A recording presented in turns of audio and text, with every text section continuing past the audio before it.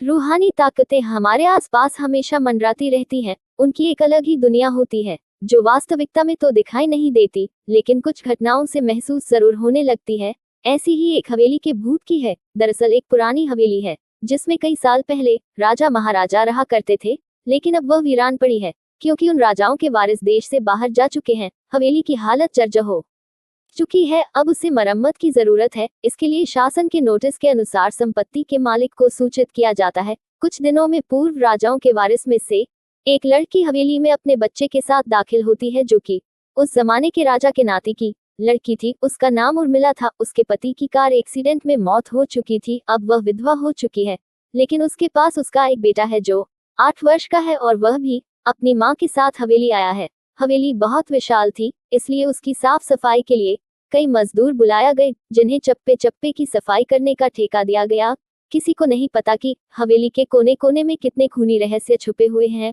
उर्मिला के आने के बाद हवेली की हवा रूहानी होने लगती है। ऐसा लग रहा था मानो कोई वर्षों से इंतजार कर रहा था इस हवेली के वारिस का। एक रात उर्मिला अपने कमरे में अपने बच्चे के साथ सो रही होती है। अचानक उसकी खिड़की से एक पक्षी टकरा कर मर जाता है। यह घटना अपने आप में असामान्य थी। पक्षी टकराते ही उर्मिला की नींद खुल जाती है और जब वह लाइट जलाकर देखती है तो डर से चीखने लगती है, क्योंकि उस कमरे की खिड़की से एक पक्षी फंसा हुआ था और उसके शरीर से खून की बूंदें फर्श पर गिर रही थी। नजारा इतना भयावह था कि वह अपने बच्चे को उठाना नहीं चाहती थी, लेकिन उर्मिला हिम्मत करके उस पक्षी को खिड़की से बाहर फेंक देती है। लेकिन इसके बाद उसे रात भर नींद नहीं आती और वह सुबह तक जागती रहती है। दरअसल वह जानना चाहती है कि यह किसी की शरारत तो नहीं। सुबह होते ही वह अपने यहाँ काम कर रहे मजदूरों से जाकर कहती है कि रात को मेरे कमरे की खिड़की पर कोई पक्षी आकर टकराया था और तुरंत मर गया। क्या तुम लोगों में से किसी ने यह हरकत की है?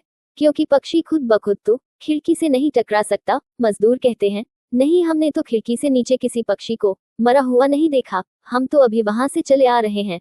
और जब सभी जाकर देखते हैं तो वहां वह पक्षी नहीं होता। उर्मिला घबराने लगती है कि यह क्या, यहाँ तो पक्षी होना चाहिए या कम से कम खून की कुछ बूंदें दिखनी चाहिए, लेकिन यहाँ पर पक्षी का एक पंख तक नहीं पड़ा हुआ। उर्मिला सभी मजदूरों को कहती है कि हवेली में बहुत सी कीमती चीजें और मूर्तियां हैं, संभाल के साफ सफाई करना। मजदूर अपने अपने काम में लग जाते हैं।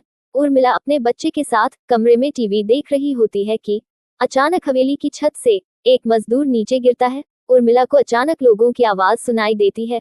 वह भागकर खिड़की से नीचे देखती है तो एक मजदूर की लाश पड़ी होती है। उर्मिला कमरे से नीचे आती है और इसके गिरने का कारण पूछती है। लोगों के जवाब अलग अलग होते हैं। कोई कह रहा होता है कि इसने खुद आत्महत्या की है और कोई कह रहा था कि यह गलती से गिर गया है। सभी के दावे अलग थे, लेकिन उर्मिला को कुछ अनकही बातें सुनाई दे रही थी। उर्मिला के कान में अचानक एक आहट के साथ आवाज आती है, अपने बच्चे को बचा सकती है तो बचा ले। उर्मिला यह वाक्य सुनते ही अपने कमरे की तरफ भागने लगती है, क्योंकि कमरे में उसका बच्चा अकेला टीवी देख रहा होता है। जैसे ही उर्मिला कमरे में पहुंचती है तो उसका बेटा खिड़की से कूदने वाला ही होता है कि उर्मिला उसका पैर पकड़ लेती है और वह खिड़की से लटक जाता है। उर्मिला पूरी ताकत से उसे ऊपर खींचती है, लेकिन बच्चा फिर भी कूदने की जिद कर रहा होता है। उर्मिला किसी कदर अपने बच्चे को काबू में करती है और कमरे के बाहर आ जाती है और वह मजदूरों से पूछती है, बताओ क्या है इस हवेली में, क्योंकि ये बच्चा तो ऐसा नहीं कर सकता और अभी यह सब जो हो रहा है कुछ अलग ही चल रहा है। तभी एक बूढ़ा मजदूर उर्मिला से कहता है, बेटी, ज्यादा जानना हो तो अपने पूर्वजों की कहानी पढ़ो, तभी तुम्हें इस हवेली का इतिहास पता चलेगा। इस हवेली की कहानी की किताब इसी गांव के सरपंच के घर में रखी होती है, जो कि बहुत साल पहले मर चुके थे, लेकिन अब भी उनके बेटों के पास वह किताब मौजूद थी। उर्मिला सरपंच के घर पहुंचती है और किताब ले लेती है। किताब पढ़ते ही उसे पता चलता है कि इस हवेली में एक नौकर नौकरानी भी थे, जिनके बीच में बहुत प्यार था और वह कई सालों से हवेली की सेवा कर रहे थे। लेकिन एक बार रानी के शाही गहने चोरी हो गए और उसके शंका में राजा ने नौकरानी को चोरी की सजा दी और उसे जिंदा दफना दिया गया।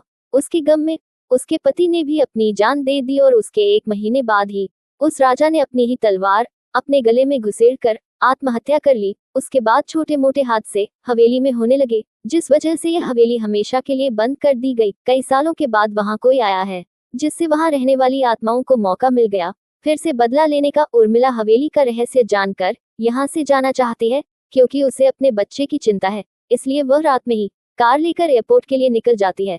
अचानक रास्ते में उसकी कार का एक्सीडेंट हो जाता है और कार पलटकर उल्टा हो जाती है। लेकिन दोनों को कोई नुकसान नहीं होता। उर्मिला अपने बच्चे को बाहर निकाल लेती है और सुनसान सड़क पर भागने लगती है। रास्ते में उसे एक कार आते दिखाई देती है और कार रोकने के लिए उर्मिला सड़क के बीच में खड़ी हो जाती है और अपनी मदद के लिए चिल्लाने लगती है। तभी अचानक कार वाला आकर कार का ब्रेक लगा देता है। उर्मिला पास जाकर देखती है तो उसकी हिम्मत बढ़ जाती है क्योंकि यह एक पुलिस ऑफिसर होता है। उर्मिला हड़बड़ाहट में उसे अपनी बात कहती है और रोने लगती है। पुलिस ऑफिसर उन्हें अपनी गाड़ी में बैठने को कहते हैं और रोड में जाने लगते हैं। रास्ते में एक बूढ़ा सड़क पर जा रहा होता है और इनकी कार के सामने आते ही रोड पर गिर जाता है। पुलिस ऑफिसर गाड़ी से उतरकर उस व्यक्ति को देखते हैं। बूढ़ा व्यक्ति बेहोश हो चुका था। पुलिस ऑफिसर उसे गोद में उठाकर अपनी गाड़ी में पीछे बैठा देता है और अस्पताल के लिए चलने लगते हैं। अचानक उस बूढ़े व्यक्ति का हाथ पीछे से पुलिस ऑफिसर की गर्दन तक पहुंच जाता है। पुलिस ऑफिसर छटपटाने लगते हैं और अचानक गाड़ी का ब्रेक लगा देते हैं।